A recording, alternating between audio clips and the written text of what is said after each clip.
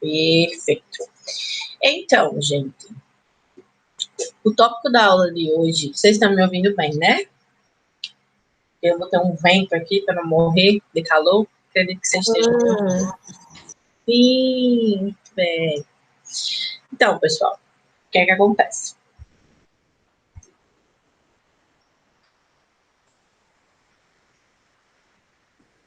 Bom, chegou mais um pessoal. Chegando gente aí. Muito bem. A aula de hoje, pessoal, vai ser sobre boas práticas de laboratório, tá? Então, hoje nós vamos discutir aquilo que vocês devem saber para poder trabalhar no ambiente de laboratório.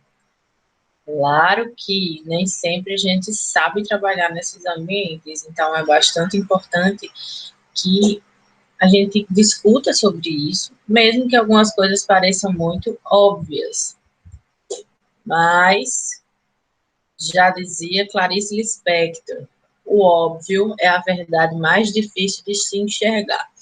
Muitas das coisas que eu vou falar aqui para vocês, é muito claro que isso não pode ser feito em laboratório.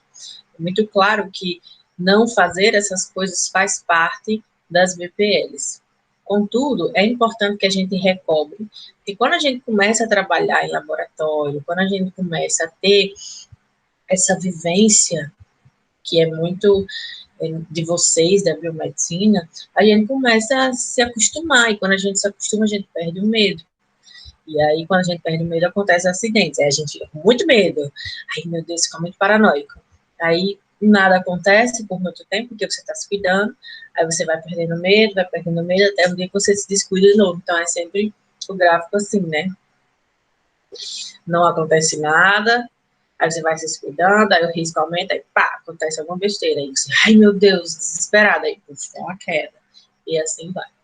Então, é muito importante que a gente discuta, inclusive, essas coisas que são coisas simples.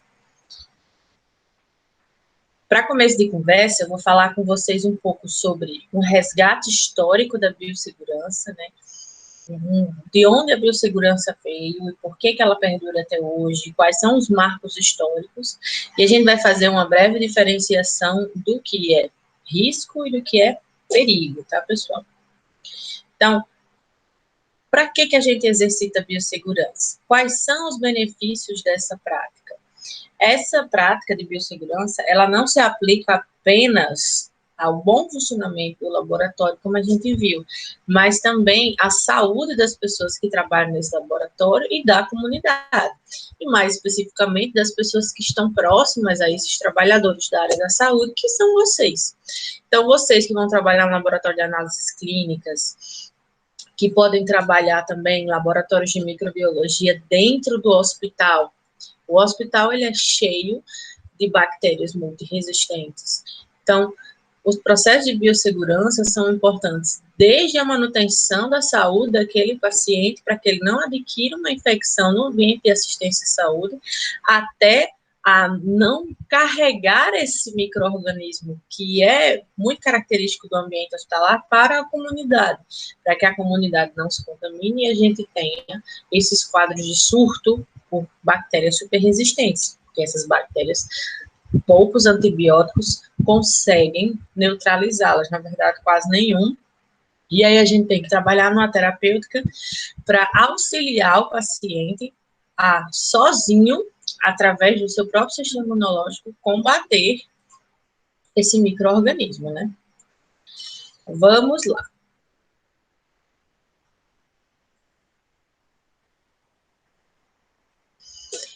Vou fazer um resgate histórico bem do começo, tá? Do século XIX, mais ou menos, onde a gente tinha as cirurgias em anfiteatros.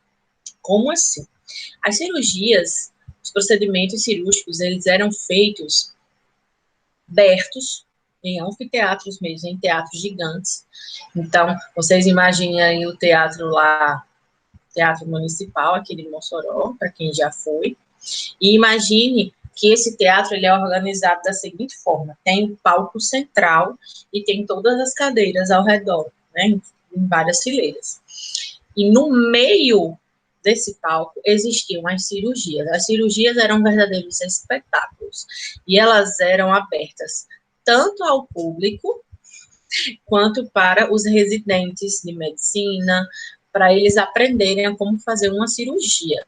Então, imaginem, num ambiente cheio de gente, que podiam até ser habitados por animais, porque como tinha muita matéria orgânica, e quando eu digo matéria orgânica, são restos de, não gosto de usar essa palavra, mas restos é muito forte, né? Fluidos corporais, sangue, gases, sujeira, então, até membros de pessoas, vômito, enfim, todo tipo de sujeira que vocês possam imaginar. Então, juntava animais, juntava rato, juntava gato, e cachorro. E quando tinha uma cirurgia, a cidade toda ficava em polvorosa, porque todos queriam assistir a cirurgia. Então, esqueça os ambientes estéreis de hoje. As cirurgias eram realizadas em anfiteatros com centenas de espectadores, sendo esses espectadores da área da saúde ou não. E eles tinham instrumentos que eram utilizados, e esses instrumentos eles não eram nem esterilizados, muito menos lavados, nem minimamente higienizados de uma cirurgia para outra. Então, se fizesse a cirurgia numa pessoa hoje, aquele mesmo instrumental que estava sendo utilizado, ainda sujo de sangue, de pus, de todo mundo, era guardado e no outro dia utilizava de novo. Então, vamos dizer que ele passasse um paninho ali e é feita a cirurgia com a outra pessoa. Então, os instrumentos, a maca onde essas pessoas eram cirurgiadas, eles não eram higienizados, e as operações já começavam contaminadas com secreções de pacientes anteriores. A realidade era essa.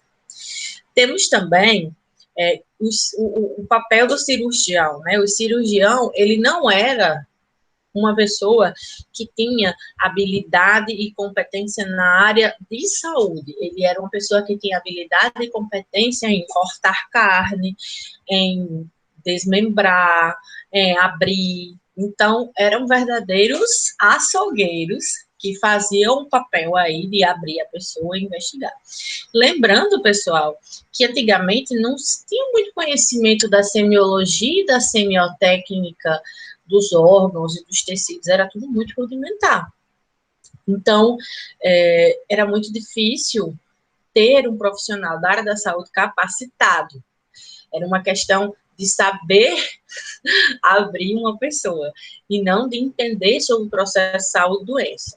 Por isso que se diz que era mais fácil sobreviver a uma guerra do que a uma cirurgia. Quando um paciente ele ia para a cirurgia, é porque ele já estava desenganado, não tinha nada que pudesse ser feito com esse paciente, a não ser o procedimento cirúrgico. Se ele sobrevivesse, ótimo. Se não, ele já ia morrer de qualquer forma. Então, a cirurgia apenas acelerava o processo, certo?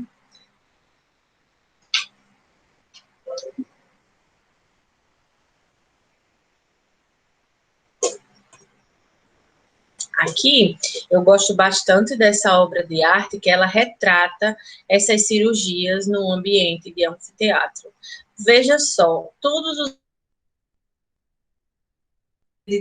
Abrir um pequeno parêntese. Essas cirurgias que eram realizadas, pessoal, eram sem anestesia, tá?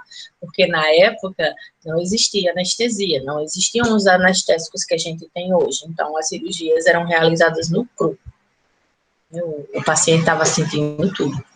Então, eu queria, por gentileza, que vocês pudessem abrir os microfones e pudessem falar para mim o que vocês sentem quando vocês veem essa imagem. Quem quiser falar um pouquinho, frente ao que eu já falei. Como é, Sobral? Angústia. Angústia. Quem mais? Angústia também. Dor também. Sofrimento. Aflição. Desespero desse Pena. cara que está sendo coisado. E o que vocês percebem frente a essa imagem que desperta em vocês esses sentimentos? Tem tipo uma senhorinha chorando ali do lado, aí deve ser algum familiar, não sei. O que mais? Eu achei que era um homem tapando o nariz. Isso pode ser também. O que mais? É tipo povo assim, vamos ver se morre. E a gente pode ver o despreparo também da época, né? As pessoas, entre aspas, médicos, todos sem os equipamentos, né, e tal. Com relação a anestésicos, eles não usavam um elemento, não sei se era éter, alguma coisa que fazia a pessoa, dopava a pessoa, não, se eu não me engano. Eles podiam até usar, e tá vendo que mais à frente a pessoa tá com um pano na cara, como se o cara estivesse cobrindo. Eles podem até usar, mas não é um anestésico de fato, né? Ele pode até ser um entorpecente e tal, para a pessoa ficar desacordada. Mas a partir do momento que você dá uma facada na perna da pessoa, ela fica meio que volta, né? Então, se ele ficasse anestesiado, talvez de dor, desmaio por dor, né? O que mais que vocês podem observar, gente, nos detalhes? A grande quantidade de pessoas, né? Como é? Dica de novo, não ouvi direito. Só um minuto. A grande quantidade de pessoas. A grande quantidade de pessoas que estão... Uma palestrinha aí, todo mundo vamos lá ver. Uhum. Vocês percebem que algumas pessoas estão anotando, bem atenciosos e tudo. Levando em consideração que essa pessoa não está anestesiada e tudo. Deve ter grito, né, gente? Deve ter sofrimento, do jeito que vocês falaram, deve ter dor, deve ter agonia. Como é que essas pessoas que estão ao redor, elas conseguem estar num ambiente desse sem se sensibilizar? É isso que eu me pergunto. É isso que me dói mais nessa imagem. É que é muita gente em cima de uma pessoa que está em extremo sofrimento e está sujeito a todo tipo de contaminação possível. Porque se ele não morrer da doença, ele morre da infecção. Então, as pessoas que conseguiram sobreviver eram realmente pessoas que eram muito resistentes a todas essas intempéries. O que mais me assusta é que as pessoas, elas já, nesse momento, elas já demonstravam uma antipatia e uma apatia pelo ser humano e pela dor do ser humano. É isso que mais me choca, né? Então, levando agora para a parte, sair um pouquinho da bioética, né, e entrando um pouquinho na biossegurança de novo, vocês percebem que as pessoas estão manipulando os instrumentais que já estavam sujos, sem luvas e sem nenhum tipo de proteção. As pessoas estão com a cara em cima do procedimento. Não estão utilizando nenhuma proteção no rosto, nenhum EPI, máscara, nada disso. Pessoas com barba grande, com bigode grande, a gente sabe que esses pelos no rosto podem trazer uma série de sujidades e pode contaminar o paciente. E o que a gente vê também é que tem sangue para todo lado. Então, o fluido dessa pessoa, se essa pessoa tiver uma doença, ela está contaminando todas essas pessoas. Então, é uma contaminação que vem e volta. Então, é o exemplo clássico do que não se fazer de jeito nenhum. Porque tanto o paciente está sendo contaminado, quanto as pessoas que estão ali estão sendo contaminadas também. Então, é bem chocante essa imagem, mas é o que acontecia. Então, quando a gente tem aí as notificações dessas infecções que são adquiridas no ambiente laboratorial muito rudimentar ainda no século XIX, começaram a ser desenvolvidas algumas metodologias, né, mínimas de sanitização. A limpeza de materiais começou a ser feita nessas cirurgias, começou a limpar o ambiente, começou a se utilizar algumas soluções sanitizantes, e aí utilizaram o ácido peracético, né, para ser um sanitizante, ele não ia esterilizar, mas ele ia limpar, pelo menos. E aí começaram a perceber que as pessoas morriam menos, as pessoas infeccionavam menos, e tinham uma sobrevida muito maior. E aí foram desenvolvendo os anestésicos, e a gente tem a cirurgia segura que a gente tem hoje. Então, houve uma grande evolução por causa vamos dizer assim, dos estudos relacionados à biossegurança. No ambiente de laboratório, começaram a se utilizar caixas para contenção no trabalho com animais, que eram animais contaminados. Então, em 1885, depois da descoberta, de fato, das bactérias, foi publicado um artigo que relatava a contaminação em laboratório por salmonela.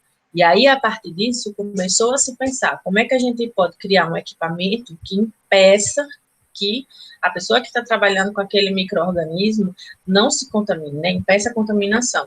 Então, em 1909, o que a gente tem é o primeiro modelo de cabine de segurança biológica, produzido por uma indústria farmacêutica americana, para prevenir infecção por Mycobacterium tuberculosis, que é o agente causal da tuberculose. E em 1955, houveram aí desenvolvimento de barreiras de contenção com a finalidade de proteção de operadores, do ambiente e da própria amostra. Porque o que se tinha a ideia, mas de forma rudimentar, é que só quem estava sofrendo com aquele processo de exposição era o trabalhador. E em 1955 foram produzidas as barreiras de contenção para a biossegurança para que não só o operador ficasse seguro, como a comunidade, o meio ambiente e o analito, né, aquilo que a gente está analisando.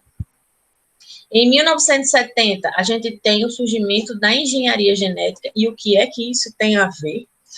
Bom, com a implementação da possibilidade de a gente engenheirar organismos pluri- e unicelulares, a gente tem, vamos dizer assim, um medo que foi instaurado de a gente não ter mais uma segurança genética em nenhum nível, né, na biodiversidade como um todo. Então, em 1973, foi feita a transferência e expressão do gene da insulina em bactéria, E. coli. Até hoje, a insulina, ela é produzida a partir de micro-organismos. A insulina que a gente tem é uma insulina recombinante.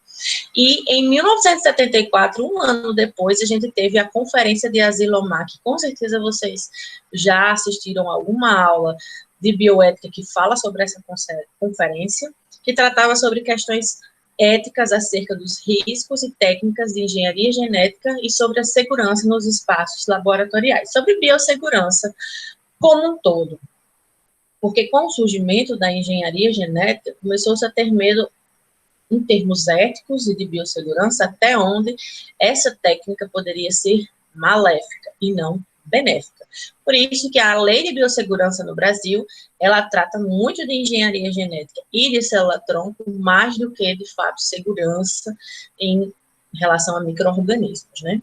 Em 1980, a gente tem a OMS conceituando biossegurança como prática e prevenção do trabalho em laboratório com agentes patogênicos e classificando os tipos de risco que a gente vai estudar umas aulas mais para frente, né? Risco biológico, químico, físico, radioativo e ergonômicos, que hoje a gente usa ergonômicos e acidentais.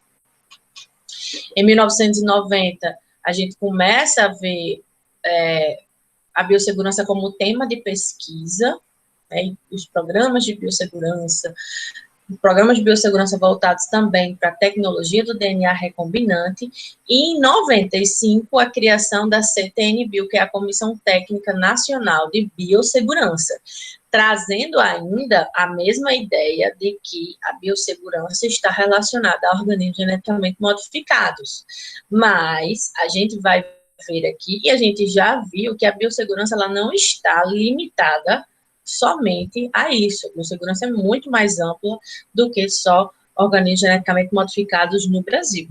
Mas, infelizmente, a CTN-Bio, ela se atém apenas a esses casos. Que já é uma crítica, né, gente? Em 2002, a gente tem a Comissão de Biossegurança em Saúde, que aí sim, movida pelo Ministério da Saúde, ela trabalha com o objetivo de definir estratégias de atuação, avaliação e acompanhamento de ações de biossegurança. Aí sim a gente tem, de fato, um órgão que condiz com aquilo que a gente espera da biossegurança como algo mais global. E de 2010 a 2017 foram feitas as classificações de riscos de agentes biológicos, que aí existem algumas normativas, né, que trazem aí a padronização e caracterização de agentes biológicos, principalmente micro-organismos, em estabelecimentos de saúde, classifica em nível 1, 2, 3 e 4. E a gente vai ver também isso mais na frente em outras aulas. O que é importante também a gente falar, antes da gente falar das BPLs propriamente ditas? A diferença entre perigo e risco. Você sabe a diferença? Então, vamos ilustrar aqui. Quando a gente fala de um tubarão, né, que é uma coisa que todo mundo tem muito medo, desesperado. Perigo. Perigo é algo que tem potencial de causar dano. O tubarão no mar é um perigo. Mas se eu avisto esse tubarão de fora do mar, eu não estou me expondo a um risco. Não tem risco daquele tubarão me morder, porque eu estou fora. A não ser que, né, só falta isso, o tubarão saia do ambiente aquático, vá atrás de mim e me morda. Mas isso é quase impossível de acontecer. Quase, porque 2020 tem mostrado que coisas impossíveis são, na verdade, possíveis. O risco, na verdade, é a probabilidade de que um perigo ocorra. Então, nadar com um tubarão é um risco.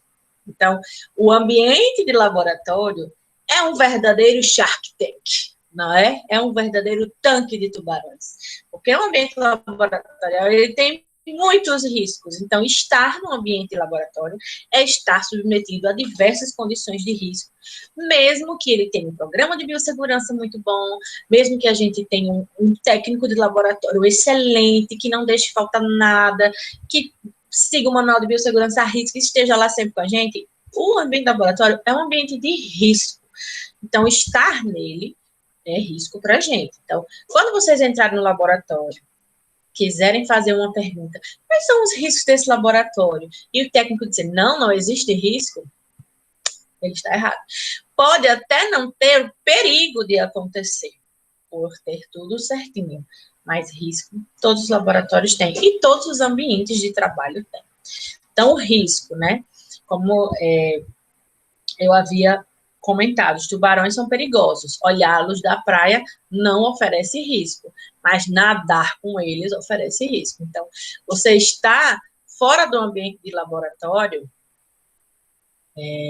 você não tem tanta probabilidade de sofrer um acidente, mas só por estar dentro do ambiente de laboratório, a sua probabilidade de sofrer um acidente aumenta, porque são fatores, é multifatorial o acidente laboratório, não é só uma pessoa estar no laboratório que vai impedir, é toda uma cultura de biossegurança que impede que haja um acidente, ou que ocasiona um acidente. E é aí que a gente entra com as BPLs, que são as boas práticas de laboratório. As BPLs são importantíssimas. Aqui a gente vai falar sobre manipulação de instrumentos e de diferentes materiais, sobre a manipulação de materiais cortantes, perfurocortantes de punção, sobre o ambiente laboratorial e os equipamentos que nele está, né? A indumentária necessária para se estar no ambiente laboratório e os acessórios que são importantes, o processo de imunização, que é importantíssimo, principalmente para vocês que são da área da saúde, e condutas inadequadas que a gente deve evitar, tá bom? Então, vamos lá. O que todo profissional de saúde precisa saber para trabalhar no ambiente laboratorial. O mínimo, ele precisa seguir as regras de biossegurança. Mesmo que as regras de biossegurança não estejam no manual específico no laboratório, vocês, a partir do momento em que estão tendo essa aula, vocês têm plenas capacidades e recursos para exercer a atividade de vocês com o máximo de biossegurança possível.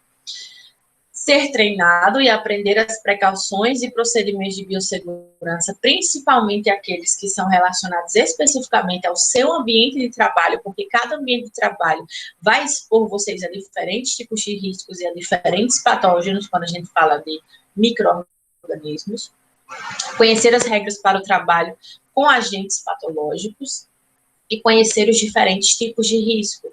Não se focar só no risco biológico, mas lembrar que existe o risco ergonômico, o risco acidental, o risco físico, o risco químico. Então, existem diversos tipos de risco que a gente vai estudar em detalhes depois, que podem prejudicar o trabalho de vocês, que podem gerar acidentes graves, que podem ser letais e podem levar as pessoas do laboratório à morte, inclusive você. Outra coisa que é preciso saber, evitar trabalhar sozinho, sob qualquer circunstância, e existem normas nos laboratórios para que a gente não trabalhe nunca sozinho. A partir do nível 1 de biossegurança, não é bom que a gente trabalhe sozinho, porque coisas podem acontecer lá e você sempre vai precisar de socorro, principalmente quando você estiver trabalhando com material infeccioso, que é basicamente o que vocês vão fazer a vida toda de vocês, né? Se vocês forem trabalhar aí num laboratório, com certeza vocês vão estar aí suscetíveis a uma série de agentes. Eu sigo muitos Instagrams de biomédicos, porque eu acho lindo, né? Principalmente os biomédicos que trabalham na área de análises clínicas ou na área de microbiologia, e aí eles postam umas coisas que eu fico assim, Senhor! E aí mostra assim, olha, peguei uma KPC hoje, que é uma Klebsiella pneumoniae super resistente. E é uma das superbactérias. Então, querida, mas aí me ajuda a trazer para vocês essas vivências de que vocês vão estar submetidos a isso o tempo todo. Vocês vão analisar uma série de amostras que podem estar com várias coisas diferentes. Então, é muito importante que a gente tenha, de fato, essa consciência. Ser protegido por imunização apropriada. Vocês vão ver que para vocês saírem para o campo de estágio, vocês precisam estar com a imunização em dia. Eles vão solicitar de vocês a carteirinha de imunização, né, de vocês, do histórico de vacinação, e vocês vão ter que mostrar que vocês pelo menos iniciaram o ciclo de imunização, senão vocês não são liberados para o estágio. Para você ver como é importante que vocês, enquanto profissionais da saúde, estejam com a imunização em dia, porque acidentes acontecem. Manter o laboratório limpo e arrumado, devendo evitar armazenamento de materiais não pertinentes. Tudo que não for no laboratório não deve estar no laboratório. O laboratório é um ambiente que tem que ser extremamente bem organizado, limpo, claro. Então, é muito importante a organização e vamos dizer assim, a consciência de que essa organização pode salvar vidas. E limitar o acesso às pessoas, não é mesmo? Porque existem pessoas que elas não sabem se comportar em nenhum ambiente.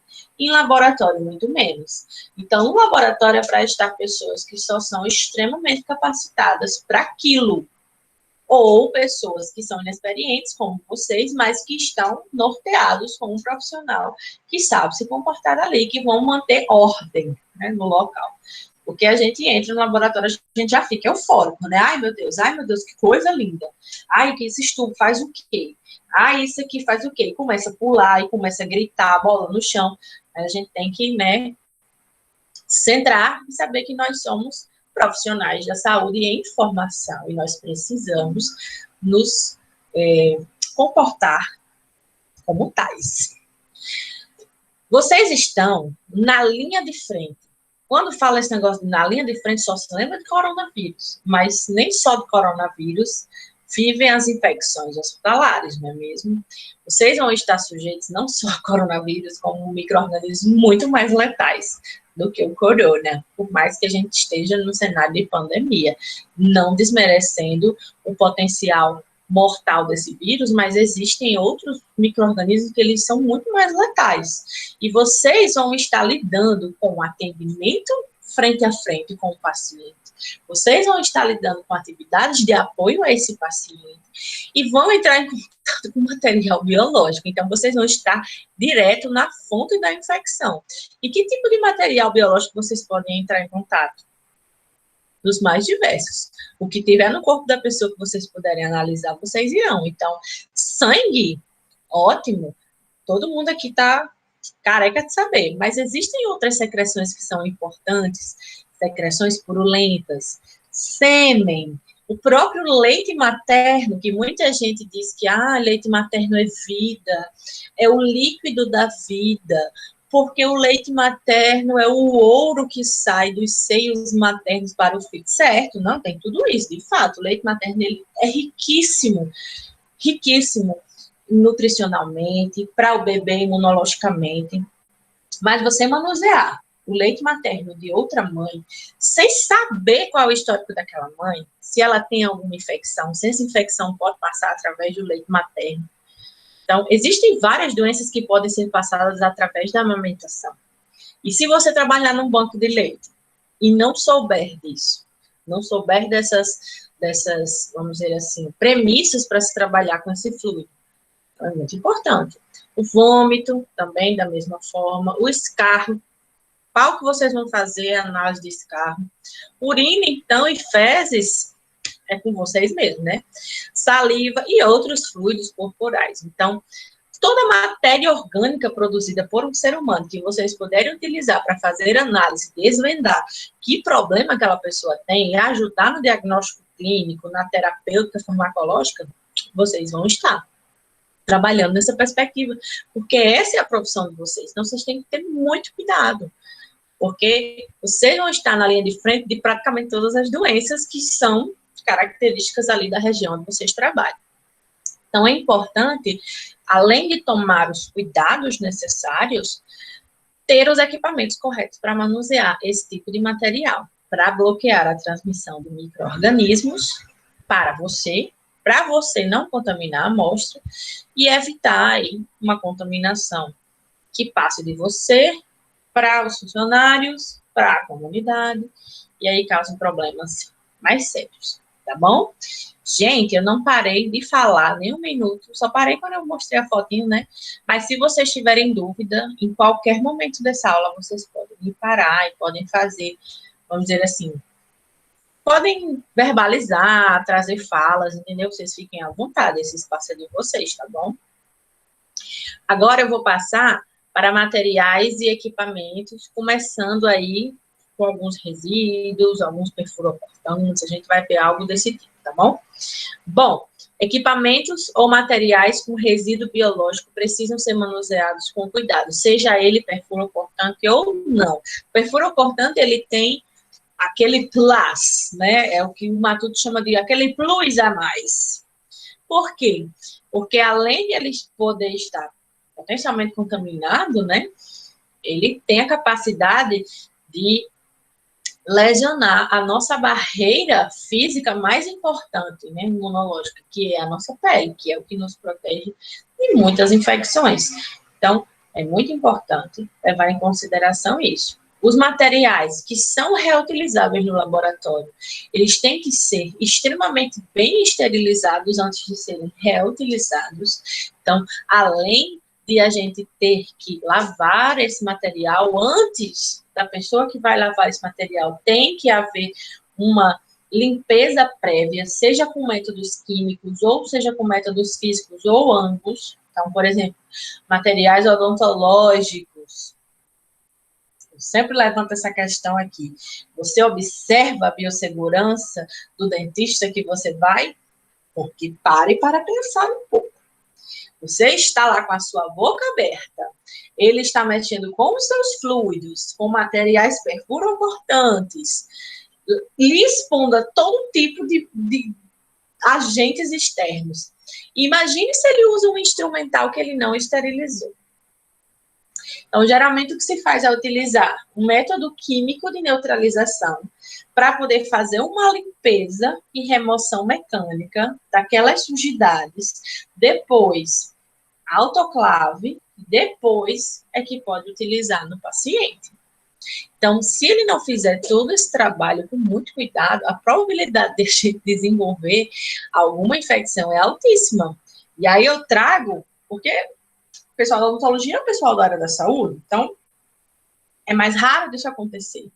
Mas aí eu trago para outra situação. E o pessoal da manicure, que gosta de fazer aquele negócio da cutícula, que enfia o alicate dentro da pessoa para tirar os cantos de unha. Será que aquele material foi esterilizado, pessoal? Será que ele foi pelo menos lavado? Que doenças podem advir de um atendimento como esse? Né? Então, tem que ter muito cuidado.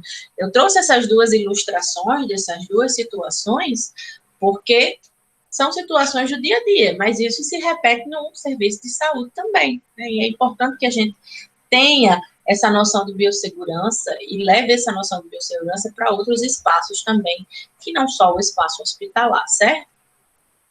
E se for material de uso único? O que é material de uso único? É aquele material que você só usa uma vez. Não é reutilizável. Por exemplo, as luvas de procedimento. Não existe esse negócio de você botar uma luva de procedimento, aí tira, bota no bolso. No outro dia, ou quando você for fazer a aula prática daqui a 2 semanas, aí tira aquele bicho. E bota a bicha amarela já. Não. Então, aquilo ali é um material de uso único. Usou uma vez, jogou, lavou a mão, foi para casa tomar a sopa.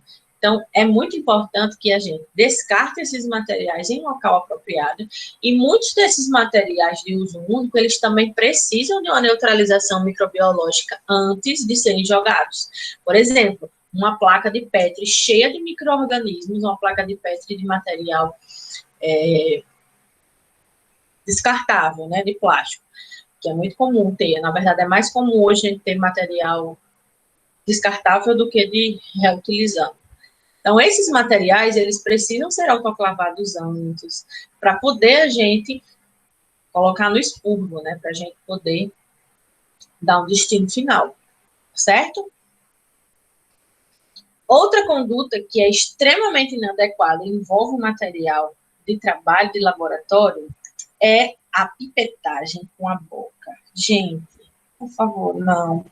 Pipetagem com a boca, literalmente, é coisa do passado. Antigamente, não se tinham aquelas perinhas, né, aqueles pipetadores automáticos. Não existia aqueles aparatos. Então, a galera pipetava com a boca. E pipetava tudo. Era ácido, era álcool, tudo que você imaginar. Então, imagine você ter uma amostra de sêmen, você tem que pipetar com a boca.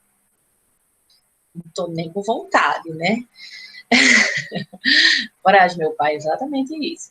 Então, pipetagem com a boca não se usa mais. Mas, gente, eu já vi gente fazendo. No laboratório, eu não sou tão old assim, eu não sou tão velhinha, né? Só tenho 28 aninhos nessas minhas costelas. Apenas 28 tiros na macaca. Então, assim, eu já vi coisas, tipo assim, o pessoal almoçando na mesa do laboratório, tomando a Coca-Cola com o Becker. Já vi tudo isso, dentro do laboratório de microbiologia. O frango voando e o pessoal comendo.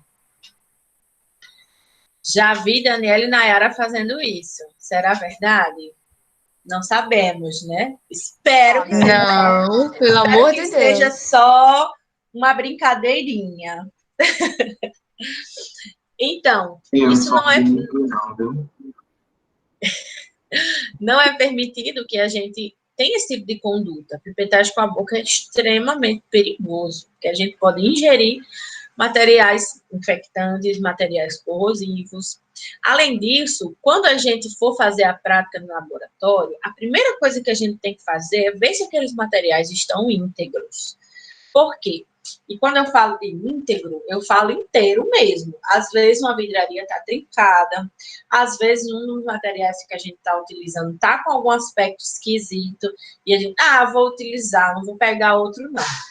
é sempre importante que o material esteja no melhor estado possível para a gente fazer essas atividades. Porque, senão, a gente pode sofrer acidentes, principalmente se for uma vidraria que está trincada, porque a probabilidade de ela terminar de quebrar e furar é muito grande. Então, jamais usar vidrarias trincadas ou quebradas. Ah, mas é só o beicinho do beck. Não vai utilizar. Utilize outra. Porque se você esquenta aquilo ali, se você coloca algo que faz com que aquela rachadurazinha se torne algo pior. Então, assim, é importante que não haja esse tipo de conduta. Chegou a hora da presença. Quem está presente na aula vai colocar presente aí nos comentários.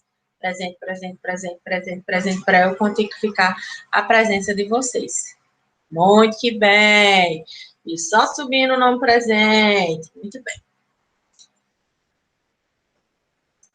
Outra coisa que não pode fazer no laboratório, ter cuidado aí com as mãos bobas. O que é que acontece? É proibido no laboratório didático ou em qualquer outro laboratório, eu trouxe o laboratório didático, que é o laboratório que vocês vão assistir aula, né? O laboratório lá da faculdade, é proibido o manuseio de coisas no laboratório e com luvas muito pior. Então, é proibido a gente ficar pegando em telefone, é proibido a gente ficar pegando em materiais que não sejam materiais de uso do laboratório. E é proibido, calçando luvas, a gente utilizar as maçanetas, os puxadores de armários ou outros objetos de uso comum. Então, o que é que acontece? Quando vocês forem fazer os experimentos de vocês, antes de fazer o experimento, vocês já vão organizar toda a vida de vocês. Cheguei no meu laboratório, a primeira coisa, lavei as mãozinhas com os 7 passos, que até minha filha já sabe lavar, ela faz assim, ó. Coisa mais linda, parece que já limpou tudo. Tá, assim, pronto, tá ótimo para ela. Depois, o que a gente vai fazer? A gente vai organizar a nossa vida, né? Tô aqui com o meu jalequinho, então, peguei todos os reagentes. Então, é importante ter o POP, né? Se eu tô levando em consideração você já trabalhando, viu? Peguei meu popzinho, vou fazer isso aqui hoje. Quais são todos os elementos que eu vou precisar? Você já tem que prever. Deixou tudo ali pertinho de você. A partir do momento que você calçou a luva, você não vai ficar mais rodando do laboratório, não. Calçar a luva é a última coisa. Se depois de você pegar todos os seus elementos, você ainda sentir a necessidade de lavar a mão, lave a mão. Porque aí você sujou, né? Ficou pegando as coisas no laboratório. Laboratório, a gente leva em consideração que tudo tá sujo, tudo tá contaminado. Aí pega nas coisas, bota a mão no olho. Não pode. Ainda mais de luva. Tem gente coçando o olho com luva. Fica assim, ó. Pai, afasta de mim este cálice. Mas, enfim, o que é importante saber é que a gente não pode ficar pegando materiais com luva e não pode ficar pegando materiais com o celular dentro do laboratório, né? Então, o celular, ele é extremamente contaminado.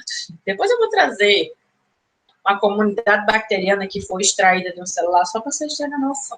Eu vou trazer para vocês. Então, essas atividades com material infeccioso, com produtos químicos que sejam de importância médica, a gente precisa evitar. Vou fechar aqui, estou com a janela do WhatsApp aberta, o grupo da família está bombando aqui, está me atrapalhando.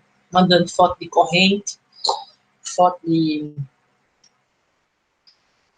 oração. Vou desligar aqui meu celular aqui, porque o negócio está... Pronto. Cuidado com perfurocortantes. Gente, por favor, me ajudem. Instrumentos perfurocortantes, o nome já está dizendo, eles podem perfurar e cortar. É aquela agulha, aquele bisturi, aquela navalha, entendeu? Então, tem que ter cuidado. Olha essa imagem. Essa imagem é uma pessoa tentando recapear essa agulha. Sim, Sobral, é necessário a gente lavar a mão antes de calçar a luva, com certeza. A primeira coisa que a gente faz quando entra em qualquer laboratório ou ambiente de assistência à saúde, lavar a mão. Lavei a mão, fiz aqueles passos, de preferência enxuga com papelzinho, já faz a mesma higienização com álcool a 70%. Terminou? Calça a luvinha. Porque senão a sujidade fica aqui embaixo da mão. E você pode acabar contaminando. aquele material. E se tiver com algum cortezinho, com alguma coisa, e colocar. A primeira coisa,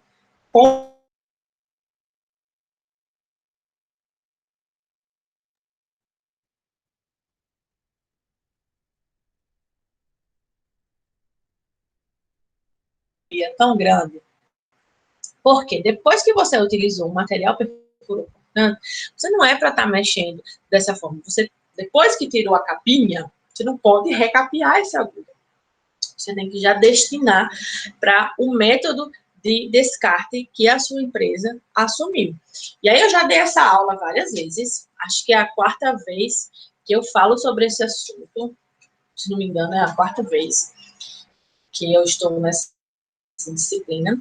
E aí uma das vezes uma aluna disse, professora, mas lá na empresa onde eu trabalho, na técnica de laboratório, lá na empresa onde eu trabalho, eles exigem que a gente faça o recapeamento de agulha. Fiquei assim, mulher, mas assim, você não deveria fazer, não, porque você está se expondo. Não, mas tem que fazer. Eu digo, eu entendo que é uma norma da empresa, mas eles estão infringindo a NR32 e vocês não podem se submeter. Né? Se ele está tentando recapear a agulha, provavelmente o descarte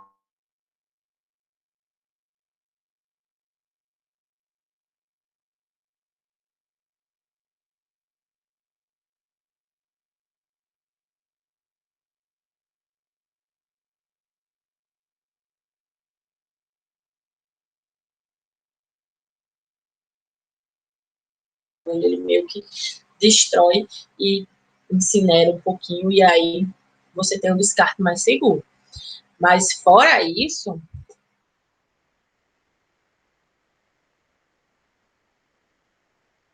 agora, pessoal, voltou. Perdeu que parte? Vocês me ouviram falando da aluna? Entendeu? Na parte que aí você estava falando da menina do laboratório. Certo. Eu cheguei a terminar a história que ela... Chegou, que o laboratório estava infringindo a NR.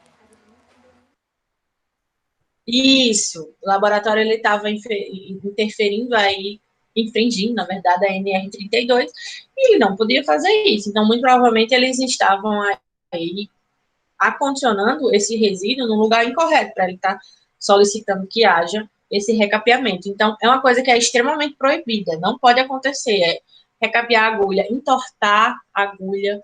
Então, isso tem que ser destinado ao lixeiro, né, ao lixeiro não, ao depósitozinho de perfurocortantes, que é essa caixinha desse Carpax, certo? Existe o saco branco leitoso lá, mas é para resíduos que são contaminados, mas que não são perfurocortantes. O perfurocortante, ele precisa ser destinado na caixinha desse Carpax, ou ele é desintegrado num equipamento que existe, onde você coloca, ele desintegra a agulha. Então, é feito também esse descarte. Então, não recapear agulhas, não remover a agulha na seringa utilizando as mãos, né? E existem seringas e agulhas reutilizáveis. Vocês sabiam? Não, existem tanto seringas quanto agulhas reutilizáveis. As seringas eu imagino, mas as agulhas não. Existem agulhas de punção, agulhas bem específicas de alto calibre, que elas são reutilizáveis. Então, para esses aqui, olha que delicado, né? Você fazer a limpeza correta, você promover a esterilidade. Então, existem seringas de metal, que são aquelas que o dentista utiliza na gente, aquilo é tudo reutilizável. Então, tem que ter muito, muito cuidado, tem que ter muita procedência nesses lugares que a gente vai abrir a nossa boca. Dizem que os olhos são os espelhos da alma, né? Mas a boca é o espelho de tudo, né? Porque você tá lá com a boca aberta, você pode pegar uma doença através dos resíduos, de corte, de vírus, de tudo que você imaginar. Tá a porta aberta, escancarada, né? Então, esses materiais, eles precisam ser esterilizados, como eu falei anteriormente, e não vão ser descartados, já vão ser utilizados novamente. Rotinas de limpeza e organização. Como eu falei no início dessa aula, a gente precisa limpar muito bem o laboratório e organizar. Geralmente, quem é que limpa? Não vão ser vocês. Vocês vão fazer aquela limpeza mais assim, a turma do álcool 70, vão limpar ali a bancada e tudo. Ok. Mas existem os profissionais da área da saúde que estão mais na parte de limpeza, né? Que estão mais na parte de auxiliar de serviços gerais. E essas pessoas, elas precisam ter treinamento, porque às vezes elas não sabem o quão perigoso é aquele laboratório. Então, as rotinas de limpeza e desinfecção de superfícies do ambiente e de equipamentos têm que ser passados para essas pessoas, para que eles saibam que eles precisam utilizar EPIs, que eles estão perto de um ambiente ali que tem um ácido forte ou que tem um micro-organismo patogênico. Então, tudo tem que ser com muito cuidado. Essas pessoas, elas estão expostas com muita facilidade. E são as pessoas que fazem o nosso trabalho acontecer. Porque se não fossem essas pessoas que trabalham no apoio ao nosso trabalho, que limpam o nosso ambiente de trabalho, que fazem a nossa comida, que dirigem para a gente, sem essas pessoas, o mundo não existe. Sem as pessoas que colocam um tijolo em cima do outro, um prédio não existe. Então, por que que só essas pessoas não recebem, vamos dizer assim, o treinamento necessário para se trabalhar no laboratório? Então, vocês, como biomédicos, vocês têm a responsabilidade de, quando trabalhar no ambiente do laboratório, perceber como está sendo feita a limpeza do ambiente de vocês. E se vocês virem que está sendo feita uma limpeza que está deixando a desejar, procura primeiro saber se aquela pessoa teve a capacitação que ela precisaria ter para estar naquele ambiente. E aí entra em contato com a CIPA, com a CCIH, para que eles, em conjunto, possam fazer ações de capacitação para que essas pessoas tenham aí a proteção e façam o seu trabalho da forma como devem. Uma coisa importante, pessoal, é que o que a gente pode fazer nesses ambientes mais contaminados é cobrir algumas regiões que têm muito acesso de manipulação. Como eu falei para vocês, as mãos, elas são veículo de micro-organismos, os veículos mais eficientes de micro-organismos patogênicos. Então, esses locais que são muito manuseados, como botões, alças de equipamentos, teclado de computador, mouse, monitor, eles podem ser cobertos com aquele filmezinho PVC, né? Aquele plásticozinho, e isso ser trocado todos os dias, né? Isso facilita a limpeza e diminui a contaminação e as sujidades naqueles locais. É uma dica interessante. Os acessos aos equipamentos e saídas de emergência nunca devem estar bloqueados. Por que eu estou falando isso? Porque quando a pessoa vai organizar um laboratório, ela tem que ter um negócio chamado censo. Ela não pode colocar um armário na frente de uma saída de emergência, né? Porque o nome já está dizendo, uma saída de emergência. Então, está todo mundo morrendo, está todo mundo intoxicado, o laboratório está pegando fogo, eu estou tentando sair, não saio por quê? Tem um armário na frente da porta de emergência de saída. Ou então está trancada. Faz nenhum sentido, né? Então, é importante no momento em que a gente está organizando o laboratório, que os equipamentos de biossegurança, como de segurança, na verdade, não somente de biossegurança, mas de segurança, como um extintor, como um lava-óleos, como um chuveiro, eles estejam num lugar apropriado para ter acesso à pessoa. Porque senão a pessoa morre no meio do caminho e não faz a higienização, não apaga o fogo e assim sucessivamente. E a gente vai falar um pouquinho sobre extintores, bem mais lá para frente, quando a gente for falar sobre outros tipos de risco. Outra coisa, gente, é organização e etiquetagem. É muito, muito comum nos laboratórios que a gente tenha uma organização generalizada, principalmente em laboratórios de escolas públicas. E quando eu falo escolas públicas, eu falo de universidades federais. Então, o laboratório da Facene, ele é exemplar em organização de limpeza. Você chega no laboratório, ele está impecável. Eu nunca entrei no laboratório da UFES para estar daquele jeito. É sempre um mazaroi de coisa que não presta. Porque o pessoal que trabalha na universidade pública, ele tem pena de jogar as coisas no lixo, porque ele sabe que não vai chegar dinheiro para comprar mais nada. Então, o que tem de reagente vencido, o que tem de negócio que não empresta, de geladeira quebrada, de tudo, tá tudo lá. Então, isso acaba gerando uma desorganização muito grande no laboratório. E quanto mais desorganizado o laboratório está, quanto mais amontoado de coisa, maior é o risco. Principalmente quando a gente tem um monte de reagente, um em cima do outro, pertinho da bancada, perto dos nossos olhos. Então, já foi laboratórios que a pessoa estudava aqui, a bancada de reagente era bem aqui, a pessoa ficava bem pertinho do aço. Todo tempo aqui o aço perto da cabeça. Ou então, as vidrarias estavam tudo aqui perto do joelho da pessoa, embaixo da bancada. Então, se a pessoa desse um cutruco aqui, desse um medo assim, chegou uma pessoa gritando, quebrando tudo, tinha um susto, aí pronto. Ela dava um chute aqui no ácido e acabou-se. Fora que muitos reagentes são sensíveis ao choque. Se tiver choque mecânico, ele explode, né? Então, a desorganização no laboratório causa sérios problemas, principalmente no laboratório de química. Então, o que é que a gente tem que fazer? A gente precisa etiquetar os materiais. Esses materiais etiquetados, eles precisam ter a validade, precisa saber quando foi aberto, né? De preferência, quem abriu aquilo ali, para quê, né? Se puder colocar. Se não puder, bota a etiquetinha do que é, quando foi aberto, se está vencido, se não está, se aquilo é um resíduo que vai ser jogado fora, se aquilo é algo que vai ser destinado a alguma pesquisa, não sei.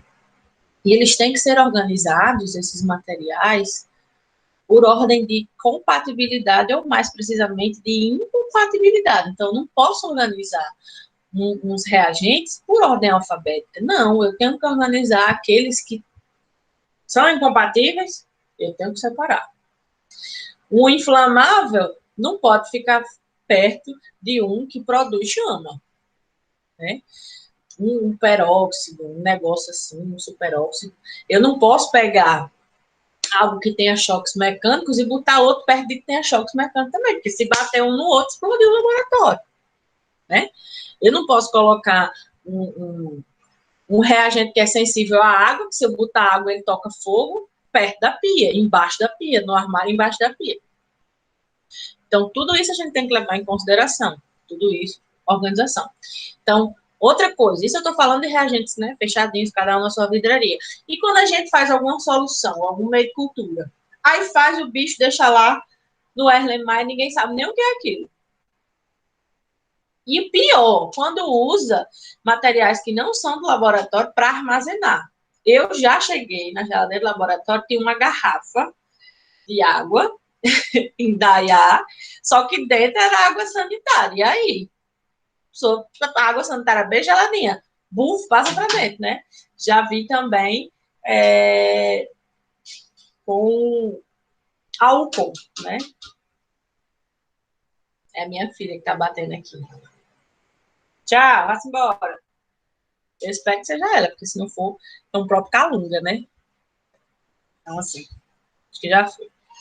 Enfim, existem pessoas que utilizam materiais que não são do laboratório para o ambiente laboratorial e botam dentro da geladeira. E eu fico assim, pai, não.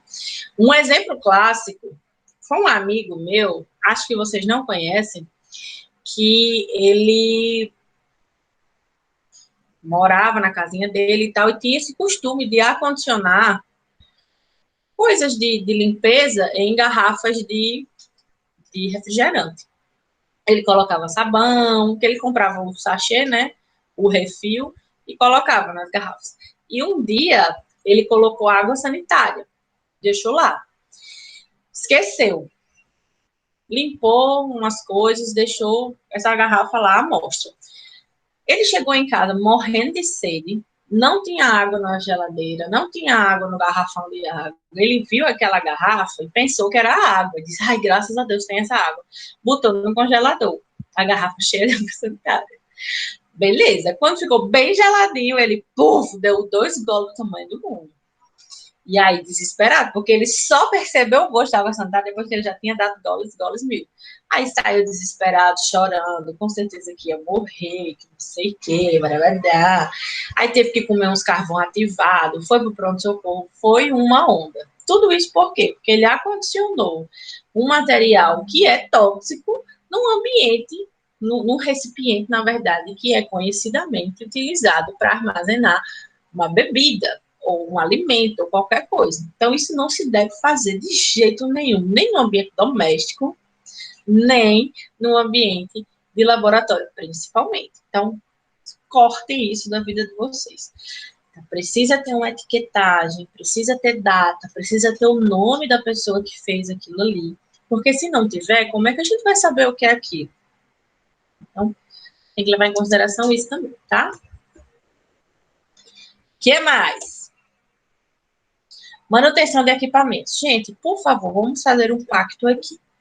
Quando quebrar um equipamento de laboratório de vocês, ou parar de funcionar, ou esquentar, então, chamem as pessoas que sabem ajeitar. Não tentem ajeitar porque um dia você ajeitou o seu videogame e deu certo. Não. Chamem as pessoas autorizadas na cidade para mexer com aquela marca daquele equipamento. Porque quando a gente tenta ajeitar uma coisa que está quebrada e a gente não sabe, a gente pensa que a gente sabe, a gente pode piorar, a gente pode causar um acidente ainda maior. Então, tem cuidado nisso, tá bom? Chama sempre o pessoal que está responsável. O menino que eu trabalhava no laboratório, mas isso, olha, graduação, eu era iniciação científica ainda, ele quebrou um potenciômetro. Potenciômetro é o pH-metro, né? E trincou. Aí eu disse, homem, deixa isso aí. Não, mas o professor vai brigar. Eu digo, claro que ele vai brigar, né? Mas, tipo assim, deixa aí. Depois você chama o técnico e ele fez. Não foi você. Ele disse, não, mas eu vou tentar ajeitar. No que ele tentou ajeitar, ele terminou torar o bicho. O negócio estava trincado, ele torou. Aí teve que comprar um novo, né? Felizmente, a pessoa não tem nem bolsa, morava na Vila Acadêmica ainda, né? Então, é pior. E ele poderia ter se cortado, ele poderia ter sofrido um acidente. Ele só teve o dano material, mas ele poderia ter se machucado. Então, inspeções, manutenções, revisões de equipamento tem que ser feito com o pessoal autorizado e tem que ser guardado. Geralmente, o pessoal que vai fazer a inspeção, eles deixam um adesivinho no equipamento e diz quando foi que veio, o nome da pessoa que veio, né? Outra coisa importante que a gente vai ver também lá na frente é que não se deve utilizar extensões para ligar, para ele ter essas coisas, não se faz. Eu sei que com certeza tem alguém que está assistindo essa aula que num T só bota mais 2 T's, aí é a televisão, quem tem televisão é o computador, é o celular, é não sei o que, é tudo é num canto só. Então, se dá um papoca ali, incendeia, pronto, acabou. Então, isso jamais a gente pode fazer em laboratório. Jamais. A gente não deve usar nem T, nem adaptador, nem nada disso. A gente tem que usar apenas o interruptorzinho lá e a tomada. Tem que ter cuidado se é 120, ou se é 110 ou 220, né? Tem isso também. Indumentária, pessoal. O óbvio precisa ser dito, tá bom? Eu sei que vocês já sabem disso, mas tem gente que não se toca, né? Uniformes, obrigatoriamente protegido com avental de mangas longas, e quando eu falo de avental, eu falo de jaleco, né? De preferência que tenha o punho fechado, punhozinho, e abaixo dos joelhos. Eu já vi uns jalecos que eu fico assim, amada, que é um jalequinho bem curtinho, aparecendo a coxa. Eu digo, minha gente, nem tá cabendo em você esse jaleco. Ele deve ser utilizado apenas no interior do laboratório. Nada de sair do experimento de jaleco. Nada de ir para a cantina de jaleco. Nada de ir para a padaria de jaleco. Isso é podre. Eu sei que vocês já viram professores transitando de jaleco, mas é porque aquele jaleco que a gente usa é um jaleco de sala de aula. Tanto é que agora a Facene tem aquele jalequinho azul, que é o jaleco só de ambiente laboratório. Então, para quem está dando aula, não deve utilizar aquele jaleco. Aquele jaleco azul é o jaleco de ambiente de laboratório. O jaleco branco Inclusive, ele é feito de material inflamável. Se a gente for com aquele jaleco branco, o ambiente de laboratório, a gente próprio toca fogo, né? Se estiver utilizando o Big Bus, passar a mão assim, adeus. Porque aquele materialzinho sintético, ele cola no braço, meu amor. Só outra pele, porque aquela não vai mais se recuperar, tá? Então, tem que ter cuidado com o jaleco. Jaleco só no ambiente laboratorial. Saiu, bota dentro de uma embalagenzinha. Tem umas embalagenzinhas que são parecidas com isso aqui. Não é tão pequenininho, é um pouco maior, onde você coloca, ó, o jaleco. É bem legal. Não é isso, mas eu tenho um que é bem parecido com esse. Isso aqui eu tô usando de mousepad hoje. E aí, você coloca isso para poder colocar na sua bolsa, porque você não vai pegar um jaleco imundo, podre, com todo micro-organismo rebolado dentro da sua bolsa. Né? Não vai fazer isso. Então, o jaleco ele precisa estar sempre dentro de alguma bolsinha para poder não entrar em contato com as suas coisas. Você chega em casa, pega seu caderno, joga o caderno na cama. E fora que a galera vai pro refeitório de jaleco. Olha, eu já vi, como eu fazia na UFES, eu já vi um menino que tinha saído do hospital veterinário com jaleco com sangue, foi lá pro RU e desfilando de jaleco. Eu, meu, gente, sei não, viu? Mas, enfim, é importante também utilizar calças longas íntegras, porque a galera agora com esse negócio de minha calça detonada, rasgadinha, não. Já uma menina queria assistir a aula toda rasgada, digo, senhora, não vai funcionar. Exatamente. E assim, a gente pensa que o laboratório de anatomia não oferece tantos riscos assim, porque são peças já conservadas, elas ficam conservadas em solução salina e tudo. Mas, gente, tem vários micro-organismos ali. Além de ter os produtos químicos, né? Que são muito fortes e ficam impregnados nas roupas. Além de calça longa, íntegra, sapato fechado, pessoal. Não é aquela sapatilha que fica o peito do pé. Peito do pé. A parte de cima do pé, né? A verdade. Exposta. Gente, aquilo ali, se cair um ácido, só outro pé, porque aquele não vai mais funcionar. Né? Então, tem que ter bastante cuidado. Sapato fechado, calça longa, jaleco, até aqui. Se for gola padre, melhor ainda. Cabelo sempre preso, tá? Se for um cabelo curtinho, jaleco o ideal é que seja de algodão, sempre em laboratórios, porque ele é um tecido que não seja inflamável, que não é inflamável e de fácil limpeza. E alguns laboratórios têm sacos autoclaváveis. Então, você bota o jaleco dentro desse saco autoclavável, fecha e autoclava o jaleco antes de sair, 100% algodão. É esse mesmo. Ele é geralmente um pouquinho mais caro, não tem em todas as lojas. Às vezes a gente tem que mandar fazer, mas, gente, vale muito a pena. Os meus jalecos de algodão, eles são os melhores. Você chega a dar gosto de usar. Aquele jalequinho azul da Facene, eu sou apaixonada por ele. Por mais que a pessoa fique molhada por dentro de suor, porque o bicho não troca, não resfria, eu me sinto super segura nele. Então, vale a pena. Então, como eu vinha falando, além da roupa, da indumentária, a gente tem também cabelos. Os da Facene são, se eu não me engano, que compramos 5. Geralmente, a Facene, agora de uns anos para cá, tá vendendo só os de algodão mesmo. Cabelos sempre tem que estar amarrados, tá, gente? E se você for mexer com material que seja contaminado, né? Micro-organismo, ou entrar no laboratório de biologia, ou de microbiologia, na anatomia, sempre utilizar o gorrinho, tá? Gorro ou touca, tá certo? Então, mesmo que esteja com cabelo preso, mas, por via de regra, sempre mantenha o cabelo preso dentro do laboratório, tá?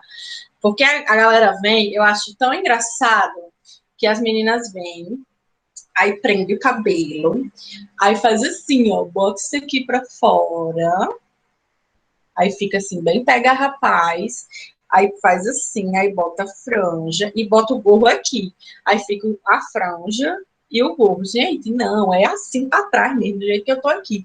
Cabelo amarrado, faz um coquinho e bota a touca e é isso. Os meninos que têm cabelo grande e volumoso também.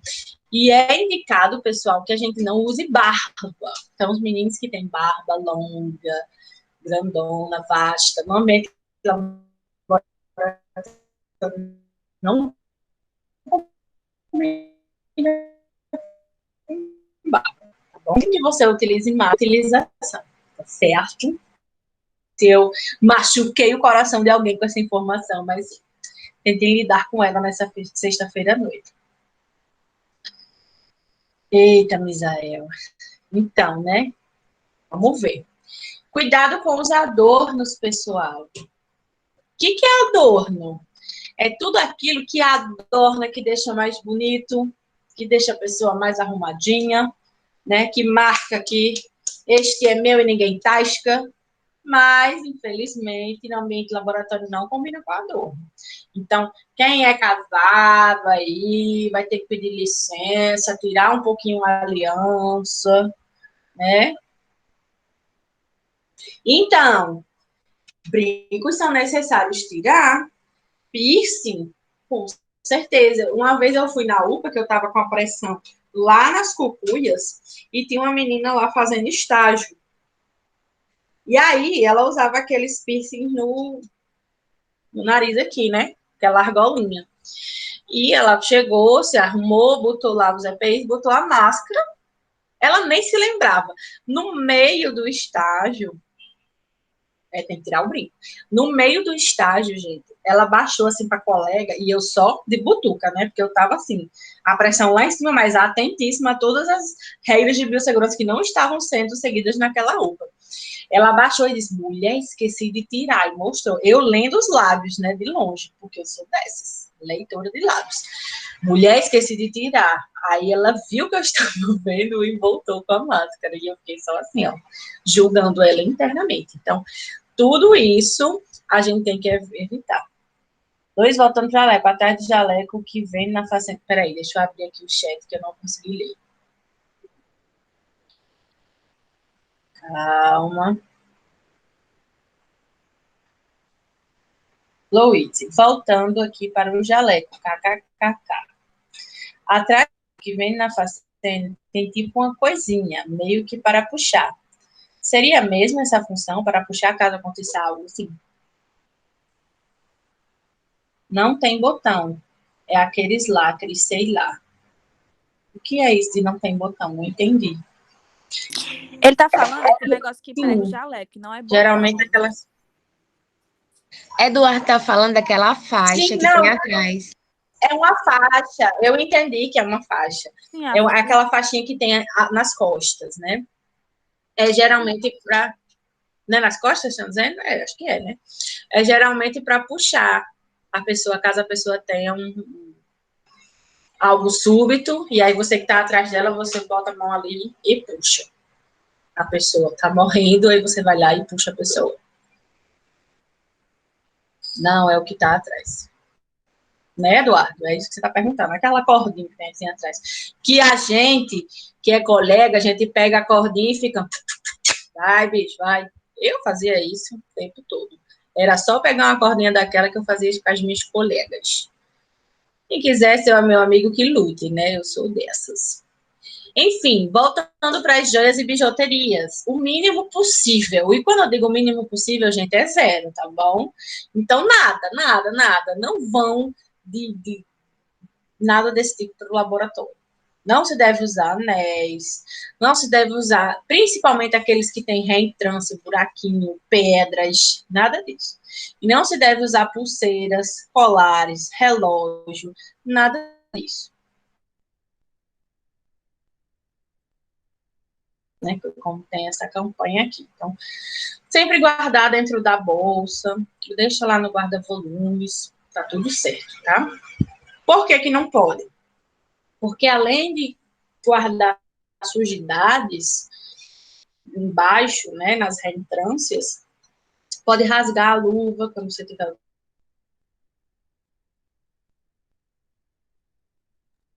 Esse brinquinho que usa também pode enganchar em alguma coisa, num ímã, em alguma coisa que tenha no laboratório e rasgar a sua orelha com tudo. Então, evitem.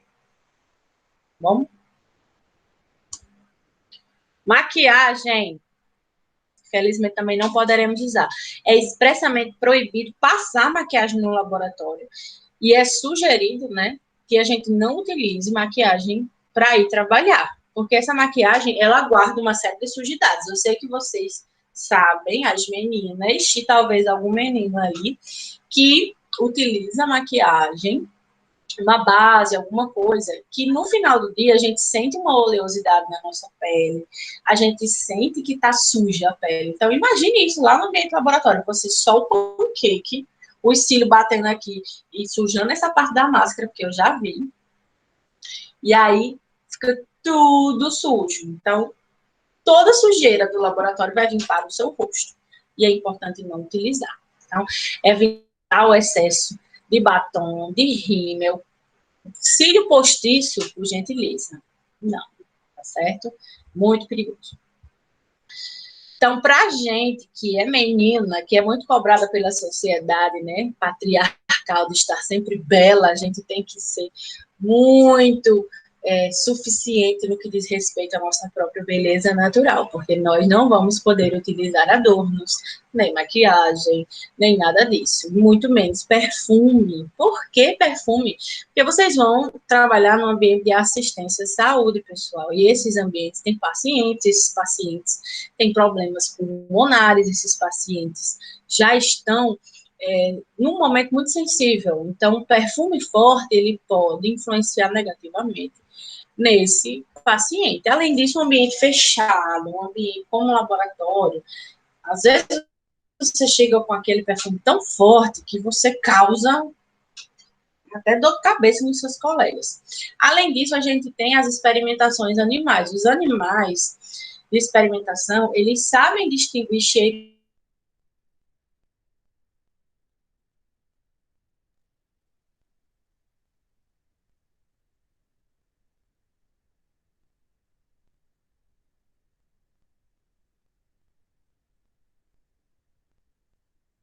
Tá bom?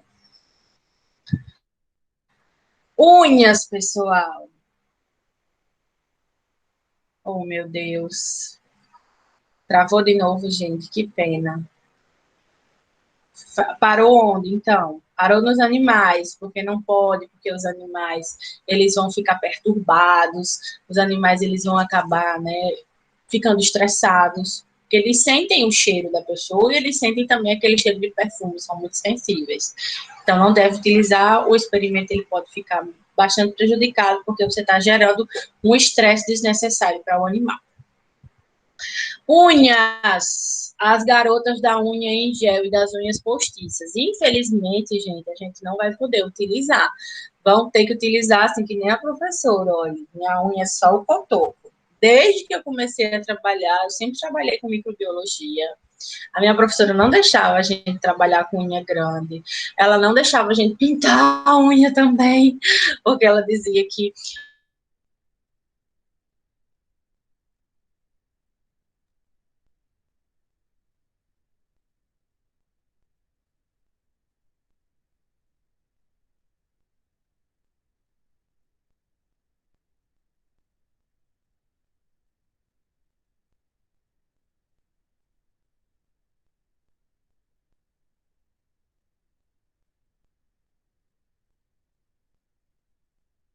nada, nem na unha, deixa tudo cortadinho. Ai, meu Deus, não creio. Eita, o que, gente? Já voltou? Que triste, pessoal. Não sei o que está acontecendo, porque para mim parece que está tudo bem. Então deve literalmente ser um problema com a minha internet mesmo. Desculpa. Travou nas unhas. Então as unhas têm que ser cortadas, as unhas têm que ser mantidas limpas, não devem utilizar nem esmalte, porque o esmalte ele ajuda a ficar com ainda mais micro-organismos ali. Fora que as unhas, pessoal, já não gosto de pintar mesmo, né? Pois é, Dani. Então, a gente não deve utilizar essas unhas, porque elas furam a luva, né? Com todo tipo de sujidade, todo tipo de micro-organismo. Então, é importante que a gente não utilize. E quem rói as unhas vai ter que parar de roer e vai ter que cortar, né? Porque senão você vai querer roer a unha lá no laboratório. E quem rói a unha, geralmente tem gente que rói até a metade, chega o cabecinho do dedo inchado, né? Tem que ter muito cuidado, porque você está lacerando a sua pele o tempo todo, né? E levando a boca. Então, sai do laboratório, já vai dar aquela ruidinha. Quando eu era criança, eu roía a unha também. Graças a Deus, Jesus me restaurou para a honra e glória de nosso Senhor Jesus Cristo. Eu não roo mais a unha. Para com isso, pregadora, né? O processo de imunização, pessoal, também é muito importante. Não só do profissional da área de saúde em si, mas de todas as pessoas que estão naquele ambiente de assistência à saúde. Quando eu falo de profissional da área da saúde em si, eu estou falando das profissões voltadas a isso, que é o biomédico, o médico, o enfermeiro, o farmacêutico. Então, não só essas pessoas, como também o pessoal da limpeza, o pessoal da recepção, os técnicos administrativos, o pessoal lá da segurança, né, o porteiro. Então, todos os trabalhadores têm direito à imunização gratuita com as vacinas registradas no país, né? E graças a Deus o SUS ainda fornece isso. A duras penas, porque a gente sabe que fazer vacina não é caro, na verdade não é barato, na verdade é muito caro. Então, nosso país ainda arquejando coloca essas vacinas para o SUS. Então, essas vacinas, elas são direito do trabalhador, e nós temos direito a essa imunização. Essa vacinação pode ser feita na própria empresa, ou a pessoa é encaminhada a um posto de saúde para fazer a vacinação e traz um atestado de vacinação. Então, é muito importante toda a equipe estar vacinada, e vocês vão fazer parte dessa equipe. Aqui são as vacinas recomendadas para todos os profissionais que trabalham em instituições de saúde, seja em caráter na assistência ou administrativo, como eu falei para vocês, que é a vacina contra a hepatite B, a vacina contra tétano e difteria, a tríplice viral, sarampo, cachumba e rubéola, e a vacina de influenza anual. Então, a maioria, quem já usa o SUS, já faz essas vacinas direitinho, já tem praticamente todas essas vacinas em dia, faltando só a da influenza, né, todo ano. E com a ajuda de Cristo, nós vamos receber a vacina desse coronavírus. Tá bem pertinho. E quem é a NR32, que a professora falou? É a norma regulamentadora 32, que regulamenta o trabalho seguro de médicos, enfermeiros e demais profissionais que tratam de pessoas doentes, possíveis portadoras de agentes biológicos capazes de causar doença. Então, vocês têm a obrigação de ler a NR32, mas não é pelo mundo, para passar na disciplina, não, é para vocês protegerem, para saber até que ponto vocês têm direitos e quais são os deveres de vocês. Então, a gente vai ver duas coisas aqui que vocês precisam ler. A primeira é a NR32, a segunda é a Lei de Biossegurança. 11.105. A gente precisa ver esses dois marcos legais, além de outros que a gente vai ver aí nas próximas aulas, tá bom? Mas a NR32, ela regulamenta tudo isso que eu falei até agora, em termos de direitos e deveres. Agora eu vou aqui citar algumas práticas inadequadas. Eu sei que parece óbvio, mas o óbvio também precisa ser dito. Comer, beber ou fumar, ou fazer qualquer outra atividade incompatível com o ambiente laboratorial. E vocês entendam o que vocês quiserem quando eu falo de atividade incompatível. Fazer aplicação de cosmético, usar jaleco e luva fora do ambiente laboratório, é expressamente proibido.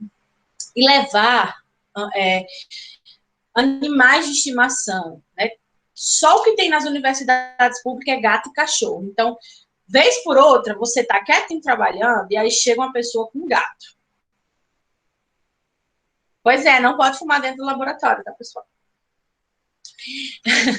Chega a pessoa dentro com um gato, no laboratório com um cachorro, não pode. Da mesma forma que você não pode pegar animais de laboratório e levar para sua casa, como se eles fossem bichinhos de estimação. Isso eu já vi muito. Eu tô com pena de matar o bichinho, eu vou levar para minha casa. De jeito nenhum. você tem que dar uma morte digna a esse animal, que já foi de tão importância para o seu trabalho. Então, o melhor que você tem que fazer para ele é cessar o sofrimento dele, não levar ele para sua casa e fazer com que ele, enfim, traga doenças, saia, fuja e leve isso e se torne uma pandemia. Utilizar mobiliários inadequados. Eu coloquei essa sinuca para mostrar o absurdo, né? Claro que ninguém vai colocar uma sinuca dentro do laboratório, mas mobiliário inadequado, por exemplo, são bancadas de madeira. Não é para ter em laboratório, porque é extremamente inflamável. É material que não seja adequado àquele ambiente, ou materiais que já estão quebrados. Então, tudo que, como eu falei para vocês, tudo que está entulhando lá precisa ser retirado. Trabalhar sem abastecimento de água. Por que é importante chegar e lavar primeiro a mão? Porque quando você vai lavar a mão, sendo a primeira coisa que você faz, você já sabe se naquele laboratório tem água ou não. Por que não pode trabalhar sem água? Porque a água é tudo, né, pessoal? Para você higienizar, para você fazer algum procedimento de emergência, para você fazer sua água destilada, para você fazer seu meio de cultura, tudo precisa de água. Então, sem água no laboratório, a gente não trabalha. Então, não tem abastecimento de água. Você só vai pegar as suas coisinhas e vai dizer, olha, felizmente, enquanto não tiver água, a gente não vai poder estar trabalhando, tá bom? Ligar os aparelhos sem conferir a voltagem correta, como eu falei, 220 e 110. Tem que prestar muita atenção nisso, gente, porque só o que tem gente queimando equipamento por causa disso. Usar ventilador no laboratório, eu sei que vocês nunca viram isso, mas às vezes o ar-condicionado queima e em Mossoró a gente sabe que é quase impossível você ficar num ambiente totalmente fechado com o ar-condicionado quebrado. Aí você já pensa, vou levar um ventiladorzinho. Não pode, porque esse ventilador ele vai dispersar, né, esses patógenos, essas sujidades. Então não pode, tem que ser um condicionador de ar. Trabalhar com materiais que não são etiquetados é expressamente proibido. Lembre-se do caso do menino que tomou água sanitária. Colocar materiais de uso pessoal em cima de bancada não se deve. É por isso que vocês, antes de entrar na sala, tem o guarda-volumes de vocês, né? Vocês guardam tudo lá direitinho. Trabalhar com vidrarias trincadas, como eu falei, perigoso. Colocar peças de vidro quente em superfície fria, muito comum, porque o vidro que está quente, ele vai sofrer um choque térmico com aquela superfície de mármore que está bem friinha e pode acontecer um acidente, quebrar esse vidro. Então tem que ter bastante cuidado, isso é muito comum acontecer. Você tira do autoclave, já bota no mármore, né, bicha? Pô, dá logo pipô. Eu já fiz isso, já, não vou mentir. E usar fone de ouvido, assistir TV ou ficar escutando rádio. Não, não, não. Eu só me lembro daquela... Eu não sei qual é o filme. É um filme da Marvel aí, qualquer. Que é um senhorzinho lá na biblioteca ouvindo uma musiquinha clássica e atrás dele o mundo se acabando e ele lá, ouvindo. Quando a gente não está escutando direito, pessoal, a gente não escuta alarme de emergência, a gente não escuta a pessoa morrendo, a gente não escuta as coisas acontecendo. Então, não é para estar botando som nem assistindo série. Quando eu era estagiária, só o que tinha era a gente de fone de ouvido, dia todinho, ou assistindo série, fazendo a coloração ali de hematoxilineozinha e assistindo série, que demora o dia todinho, né? Aí fica assistindo série, de 5 em 5 minutos. Podre. Mas, enfim. Conhecer e obedecer o manual de biossegurança do laboratório. O laboratório da Facena, ele tem um manual de biossegurança e um manual de primeiros socorros. Se vocês nunca viram, procurem nas bancadas que tem lá. Seguir os POPs, claro, para todo equipamento tem que ter um POP. E para toda metodologia que você vai fazer, tem que ter um procedimento operacional padrão. E obedecer às ordens do chefe do laboratório, porque ele está ali por uma razão, né? Falar somente o necessário. Não ficar de kikikikakk dentro dos laboratórios, tá bom? Ficar concentrado, né? Ficar lá fazendo o seu trabalho. Outra coisa muito importante, gente, é o uso de lentes.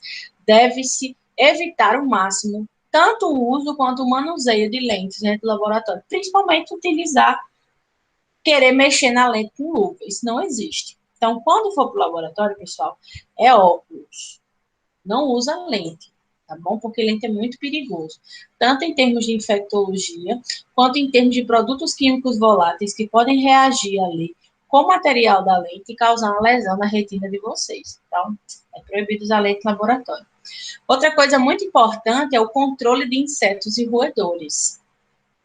É preciso ter uma campanha, um programa, que faça com que não tenha no laboratório rato, que não tenha formiga, não tenha mosca, não tenha barata, porque esses organismos, eles trazem bactérias, eles levam bactérias. Então, indica sujeira, sujidade. Não deixem os equipamentos operando sozinhos. Tem gente que deixa o autoclave ligado e vai almoçar. Não pode fazer isso, gente. Autoclave numa pressão de 1 atm, 110, 120 graus Celsius, a bicha bombando lá, eu já vi muito isso. E quase, se um autoclave, dependendo do tamanho dela, explodir, mata as pessoas naquele ambiente. Então, não posso sair e deixar o equipamento lá ligado, não. Ele tem que estar desligado. E trabalhar sempre com atenção, porém, não ficar tenso, o que é muito difícil. Né? Então, aqui, gente, eu queria só para arrematar a nossa aula. Já são 10 horas fechadas. Se vocês quiserem, a gente pode fazer no início da próxima aula. Ou, se vocês quiserem, a gente pode finalizar. É só uma metodologia ativa rápida para a gente conversar sobre, mas eu sei que sexta-feira não é fácil, que vocês já estão aqui só pela misericórdia do nosso Senhor Jesus. Próxima aula, por favor. Estou aqui cansado já. Pronto, não tem problema. Então, próxima aula a gente já começa recobrando isso, a gente faz essa metodologia ativa, tá bom? Eu queria que vocês colocassem o presente de novo. Quem está presente, colocasse aí, presente. E eu queria também desejar aí um excelente final de semana. Eu sei que amanhã vocês têm aula, mas que seja uma excelente aula, que vocês, enfim, fiquem bem, e que próxima semana a gente tenha um momento rico de troca de saberes, tá bom? Um beijo bem grande no coração de vocês. Tchau. Vocês são maravilhosos. Obrigada por tudo. Tchauzinho.